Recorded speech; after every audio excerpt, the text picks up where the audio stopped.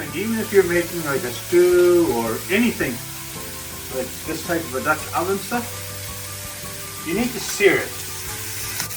And then take it out. But when you're searing it like this, it just has so much nice flavor in it.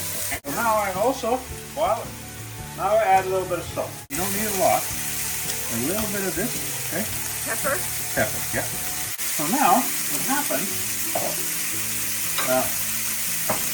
you just need to turn it, see, and leave the bones in, because they're so fantastic. So now this is there, now it's time to take it out. I turn it down, because we're going to add butter, okay? Look at these, look what's left there now, Joe. And now I add a little bit of butter. Where I turn it down so I won't burn the butter. You don't want to burn the butter. Garlic. Start on a seasoned clove.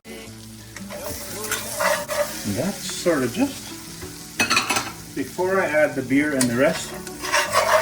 This sort of has to just let us fuse this together beautifully. Gets all that brown stuff out of there. Oh, baby. Okay.